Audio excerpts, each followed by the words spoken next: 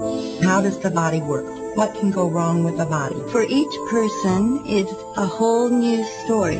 His quest was to learn and help people from what he learned. Once you have your eyes read, you get to science. I mean, it's shocking.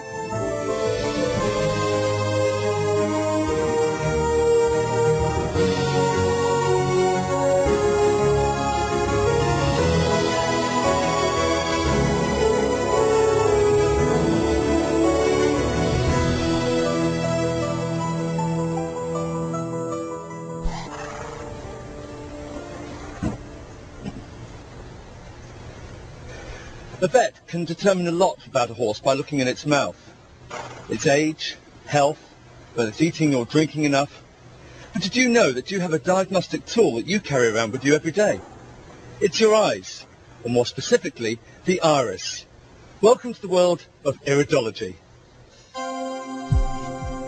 The eye is one of the most intricately structured organs in the human body.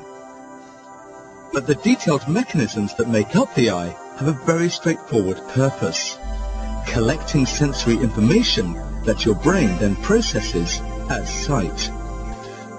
The individual components of the eye work in a manner very similar to a camera. Iridologists believe that the eyes provide a sort of genetic blueprint for determining a person's inherent strengths or weaknesses. 80% of what we see when we look at an eye, when we're doing an iris analysis, 80% tells us about your genetics. Where are your inherited weaknesses? Where are your inherited strengths? Indications of iris examination as a field of study continue to show up throughout history's timeline. We've seen information about iris study on old runes back in the 1600s. Runes are characters that make up an alphabet utilized by ancient Germanic tribes. Evidence of their past use has been found throughout Northern Europe, Scandinavia, the British Isles, and Iceland. For centuries, the study of iris markings and their meanings were mainly documented by medical practitioners. Upon earning his medical certification, Ignaz von Pexley had ample opportunity to study the appearance of a patient's iris before and after surgery.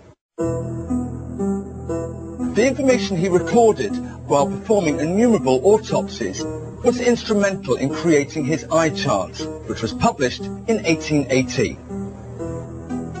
He continued to be fascinated by the irises of many injured patients in the surgical ward. While treating a patient with a broken leg, von Pexley noticed markings or streaks in the patient's eyes and recalled his incident with the owl. He became certain that the iris mirrored tissue changes and the effects of the illness and or injuries upon the different bodily organs. Jensen began to travel extensively in search of more knowledge and information. His search took him all over the United States and to 65 countries around the world. He observed the lifestyles and eating habits of various people, and each place he visited provided different health secrets. You know, I think maybe as he opened one door, another door would open for him. So maybe somebody that he had seen in New Zealand told him about somebody in Russia, and Hansa, or wherever it is, and that's where he would go. He was very interested in longevity and what would help people live long, healthy lives. And so he had researchers all around the world going and bringing stories from people like from Russia. We had letters come in with birth certificates from people that were 140, 150 years old. Throughout his decades of medical practice, Dr. Jensen guided over 350,000 patients down the path to better health. Some of his well-known clients have included silver screen actor John Barrymore Jr. and the captain of television's Love Boat, Gavin MacLeod. Today, iridology has reached a whole new generation of performers, including three-time Grammy nominee singer-songwriter Jewel. I've known her for about 15 years and worked with her with healing and bringing her health, bringing her up to a good strength. I had never heard of iridology before I met Ellen. I was wanting to believe in iridology because it's a great idea that you don't have to cut yourself open to be able to see the health of an organ, but I was pretty skeptical. When she told me about it, it sounded like palm reading. You know, it sounded a bit dodgy. I work with them with breakfast, lunch, and dinner, and talking with them about exactly what foods will help to strengthen those areas that are deficient. Initially, when I started working with Ellen, a lot of it was simply education. You know, we really are not taught about what we eat and how that affects our body.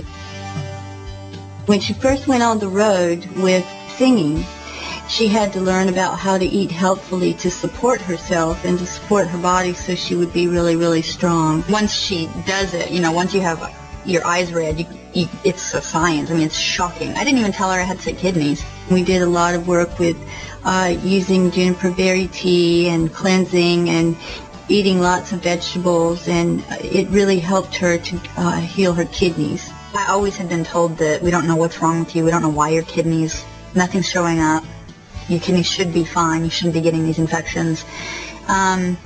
Whereas with Ellen, it sort of looked like the whole body, it was all playing into each other, and it was like, we can do something about this. So it felt like something I could build on instead of just being told there was nothing I could do.